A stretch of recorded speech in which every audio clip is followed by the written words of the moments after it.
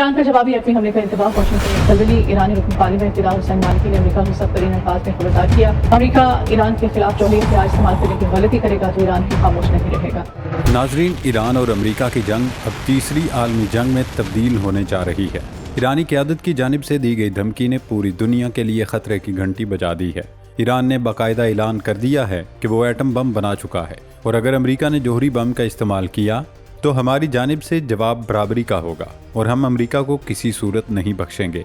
Iran के इस ऐलान ने अमेरिकियों की दौड़ें लगा दी हैं और फ्रस्ट्रेशन का शिकार सदर ट्रंप ने ईरान के खिलाफ तबाहकुन मुआशी पाबंदियों का ऐलान कर दिया है, जिसमें ईरानी तेल की बरामदात पर मुकम्मल पाबंदी लगा दी है।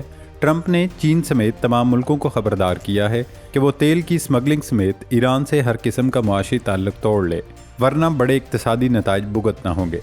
उन्होंने कहा, हम चाहते हैं कि इत्तेहादी हमारे साथ खड़े हों, ईरान को तनहा और शिकस्त से दो चार करें।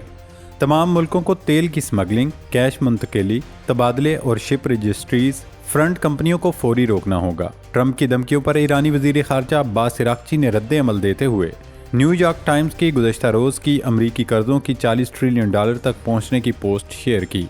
अब्बास इराक़ची ने एक्स पर लिखा कि अमरीकी सदर का ईरान के खिलाफ मुआशी ऐलान जंग अमरीका के अपने बहरान से तवज्जो हटाने की एक कोशिश है। नाकाम पॉलिसियों को मज़ीद आगे बढ़ाना सिर्फ मज़ीद शिकस्त का बायस बनेगा। अमरीकी इक्तसादी दहशतगर्दी आलमी मईशत और दुनिया भर में ममालिक की खुद मुख्तारी के लिए ख़तरा है।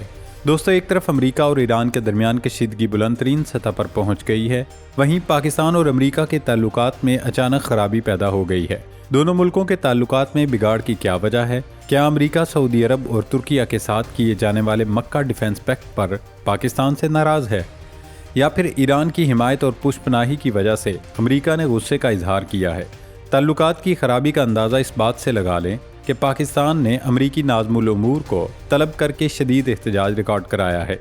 अमरीका और पाकिस्तान के ताल्लुकात में खराबी पर भारत में इस वक्त जश्न मनाया जा रहा है। एक और डेवलपमेंट आपके साथ शेयर करें कि बाबुल मंदब बंद होने वाला है। क्या अब दुनिया पर एक नई मुसीबत आने वाली है? अपनाए हरम्स तो पहले ही बंद थी और दुनिया की तिजारत का बड़ा हिस्सा बंद था। बाबुल मंदब के बाद तो छोटे ममालिक शायद जिंदा ही न रह सकेंगे। इस सब पर हम इस वीडियो में तफसीली डिस्कशन करेंगे, लिहाजा आप खोजी टीवी के साथ जुड़े रहिए। नाजरीन, सबसे पहले बात करते हैं ईरान के एटम बम की।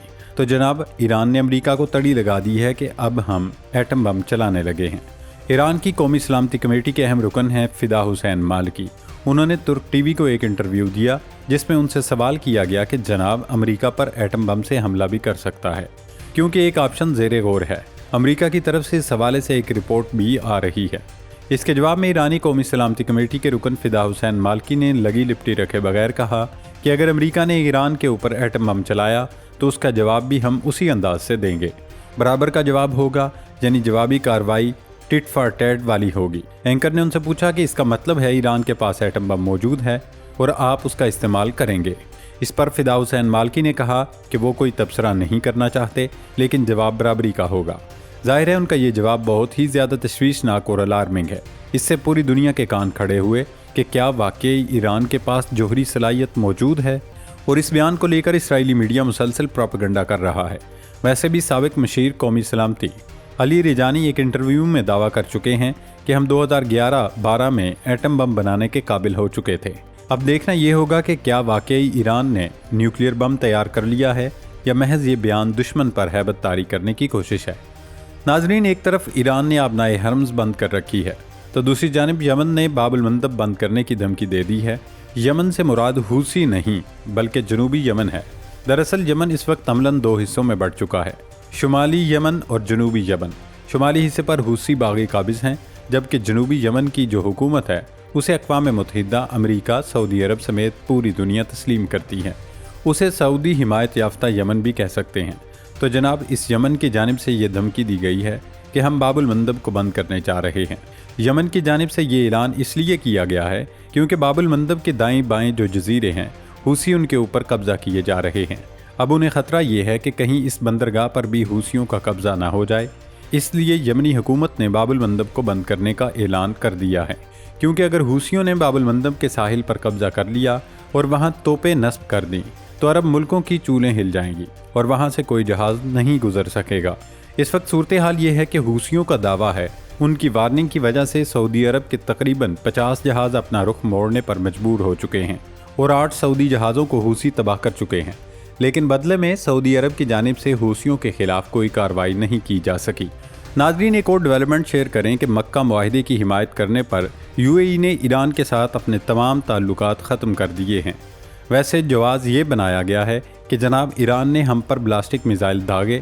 اگر یہ وجہ تھی تو جناب جب ایرانی حملے زوروں پر تھے اس وقت یہ فیصلہ کرنا تھا، لیکن اس وقت آل نہان منہ میں دہی جمائے بیٹھی تھی۔ اب امارات نے ایران کے ساتھ تجارتی تعلقات، مالی تعلقات، سرمایہ کاری کے تعلقات سب کچھ ختم کر دیے ہیں۔ اس سے ایران کو بہت زیادہ نقصان ہوا ہے، کیونکہ ایران کی جو اہم مصنوعات ہیں یا اس کی بڑی درآمدات اور برآمدات وہ دبئی کے راستے ہی ہوتی ہیں۔ ایران اور UAE کے درمیان 21 ارب ڈالر تجارت کا حجم ہے۔ یہ کتنی بڑی اماؤنٹ ہے اس کا اندازہ اس بات سے لگا لیں کہ جناب پاکستان کی تمام برآمدات یا ایکسپورٹ تقریباً 32 ارب ڈالر ہیں، اور وہاں ایران کی متحدہ عرب امارات کے ساتھ 21 ارب ڈالر کی تجارت ہے۔ تو اس کا مطلب ہے کہ ایران کی معیشت کے لیے یہ ایک بہت بڑا حصہ ہے۔ یہ سب کچھ متحدہ عرب امارات نے اچانک بند کر دیا۔ اس کی وجہ 2 بلاسٹک میزائل بتائے جا رہے ہیں، حالانکہ حقیقت یہ ہے کہ UAE نے ٹرمپ کی جانب سے نئی پابندیوں کی دھمکی سے خوفزدہ ہو کر ایران کے ساتھ اپنے تعلقات ختم کر دیے ہیں۔ صرف یہی نہیں، UAE میں ایک مہم پاکستان کے خلاف بھی چلائی جا رہی ہے کہ جناب پاکستان جو ہے وہ بنیادی طور پر ایک غریب ملک ہے، قرضوں کے اوپر چل رہا ہے، اس نے کسی کی کیا مدد کرنی ہے؟ یعنی ان کے بقول پاکستان نے سعودی عرب کی کیا مدد کرنی ہے؟ حالانکہ متحدہ عرب امارات پہلا ملک تھا جس نے پاکستان کے ساتھ رابطہ کیا تھا اور ان سے کہا تھا کہ آپ ہماری حفاظت کریں، اور یہ میاں نواز شریف صاحب کی حکومت تھی جو 1999 میں ختم ہوئی تھی۔ اس وقت ان سے رابطہ کیا گیا تھا، لیکن پاکستانی سفارتکاروں نے بروقت میاں نواز شریف کو سمجھایا کہ اس چکر میں نہ پڑے، کیونکہ اماراتی آپ کو ایران کے خلاف استعمال کرنا چاہتے ہیں، اس لیے اس تجویز کو مسترد کر دیا گیا تھا۔ یعنی دوگلا پن اور منافقت دیکھیے کہ جب UAE اپنی حفاظت کے لیے پاکستان سے مدد لینا چاہتا تھا تو ٹھیک تھا، لیکن اگر سعودی عرب نے معاہدہ کر لیا تو پاکستان بھکاری اور قرضدار ملک ہو گیا۔ ناظرین، اب بات کرتے ہیں پاکستان اور امریکہ کے درمیان کشیدہ تعلقات کی۔ آپ نے خبروں میں دیکھا ہوگا کہ اسلام آباد میں وزارت خارجہ میں امریکی ناظم الامور کو طلب کر کے پاکستان کی جانب سے شدید احتجاج کیا گیا، اور اس احتجاج کی وجہ بنی بھارت میں مقیم امریکی سفیر، جنہوں نے مقبوضہ کشمیر کو انڈیا کا اہم حصہ قرار دیا۔ یہ قصہ شروع اس وقت ہوا جب بھارت میں تعینات امریکی سفیر مقبوضہ کشمیر کے سابق کٹ پتلی وزیر اعلیٰ عمر عبداللہ سے ملے، اور اس ملاقات میں مقبوضہ کشمیر اور لداخ کو بھارت کا اہم حصہ قرار دیا۔ حالانکہ پوری دنیا جانتی ہے کہ یہ دونوں متنازع علاقے ہیں، کیونکہ اقوام متحدہ کی سیکیورٹی کونسل کشمیر کو متنازع علاقہ قرار دے چکی ہے۔ خود صدر ٹرمپ کشمیر کو متنازع علاقہ اور حل طلب مسئلہ قرار دے کر اس معاملے میں ثالثی کی پیشکش کر چکے ہیں۔ اب امریکی سفیر کی جانب سے اس قسم کے بیان پر پاکستان نے بہت ہی شدید رد عمل دیا ہے۔ امریکیوں کو بھی اس کی توقع نہیں تھی کہ پاکستان ایسا رد عمل لائے گا۔ اب لگتا ہے کہ امریکہ کی جانب سے ممکنہ طور پر 3 رد عمل آ سکتے ہیں۔ پہلا یہ ہوگا کہ امریکی محکمہ خارجہ اپنے سفیر کے ساتھ کھڑا ہو جائے اور پاکستان کے احتجاج کو خاطر میں نہ لائے، لیکن فی الحال ایران کی صورتحال اور سعودی عرب کے تناظر میں ایسا ناممکن لگتا ہے۔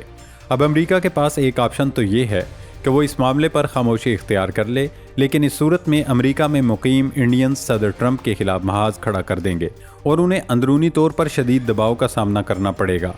دوسرا راستہ یہ اختیار کیا جا سکتا ہے کہ محکمہ خارجہ یا وائٹ ہاؤس کی ترجمان کیرولین لیوٹ اس معاملے کو انڈیا میں امریکی سفیر کی ذاتی رائے قرار دے کر جان چھڑا لیں، اور یہی آپشن سب کے لیے قابل قبول ہوگا۔ پاکستان کی اس لیے جیت ہوگی کہ جناب امریکہ نے مان لیا یہ امریکی پالیسی نہیں بلکہ سفیر کی ذاتی رائے ہے۔ صدر ٹرمپ کو دباؤ بھی برداشت نہیں کرنا پڑے گا اور انڈیا میں بھی کوئی بڑا وبال کھڑا نہیں ہوگا۔ ناظرین، ایران، امریکہ اور خطے کے درمیان کشیدگی اب محض بیانات اور پابندیوں تک محدود نہیں رہی، بلکہ اس کے اثرات پاکستان، سعودی عرب، ترکیہ، خلیجی ممالک اور عالمی تجارت تک پہنچ رہے ہیں۔ ایران کے جوہری دعوے، آبنائے حرمز اور باب المندب سے جڑی صورتحال اور پاکستان امریکہ تعلقات میں پیدا ہونے والی کشیدگی نے خطے کو ایک انتہائی حساس موڑ پر لا کھڑا کیا ہے۔ آنے والے دنوں میں اصل امتحان یہی ہوگا کہ بڑی طاقتیں اس بحران کو مذاکرات کی میز پر ختم کرتی ہیں یا کشیدگی ایک ایسے تصادم میں تبدیل ہو جاتی ہے جس کے اثرات پوری دنیا کو بھگتنا پڑیں گے۔ فی الحال ایک بات واضح ہے کہ خطے میں بدلتی ہوئی صف بندیوں کے درمیان پاکستان کا کردار پہلے سے کہیں زیادہ اہم ہو چکا ہے۔ اللہ رب العزت پاکستان کی حفاظت فرمائے اور ہم سب کا حامی و ناصر ہو۔ پاکستان زندہ باد۔